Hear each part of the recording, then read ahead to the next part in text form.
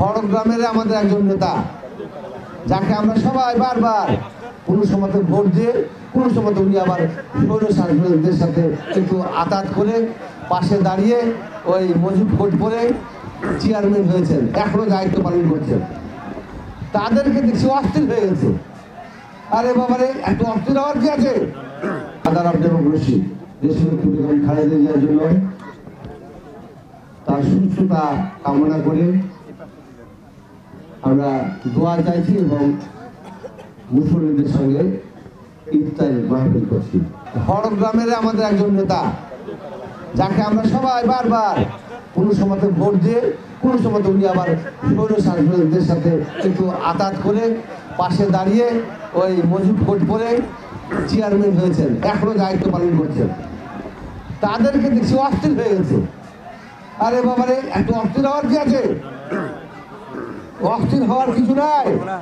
আমাদের নেতা জনাব তারেক রহমান উনি সুস্পষ্ট ঘোষণা দিয়েছেন যে আগামী দিনে বাংলাদেশের মানুষ বাংলাদেশে একটা নির্বাচন হবে, যে নির্বাচন হবে অবাধ এবং নিরপেক্ষ। বাংলাদেশে আগামীতে জাতীয় সরকার প্রতিষ্ঠিত হবে। যারা নির্বাচনে অংশগ্রহণ করবে সবাইকে নিয়ে, শুধুমাত্র ফ্যাসিস্টদেরকে বাদ দিয়ে জাতীয় সরকার প্রতিষ্ঠিত হবে। সেই জাতীয় সরকারের মাধ্যমে আগামীতে দেশ পরিচালিত হবে এবং দেশের মানুষের উন্নয়ন সব কিছু হচ্ছে নিশ্চিত করা হবে। দেশের মানুষের প্রতি যে অবিচার হয়েছে তার বিচার করা হবে। 1996 সালে আপনাদের মনে হয় যে আওয়ামী লীগ, জামাত, জাতীয় পার্টি মিলে আলাদা বাহিনী গঠন করে বিএনপিকে ক্ষমতাচ্যুত করার চেষ্টা করেছিলেন। তার ফল কি পেয়েছেন আপনারা?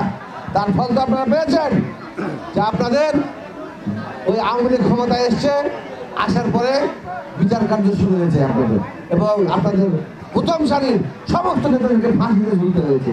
সেখান থেকে আপনাদের শিক্ষা হওয়া উচিত। আজকে তাই বলি, আমাদের নেতা যে জাতীয় সরকারের জাতীয় ঐক্যের ডাক দিয়েছেন, সেই জাতীয় ঐক্যের ডাকে সবাইকে সাড়া দিতে হবে। সুতরাং কে নির্বাচিত হবে আর কে নির্বাচিত হবে না সেটা হচ্ছে সময় বলে দেবে।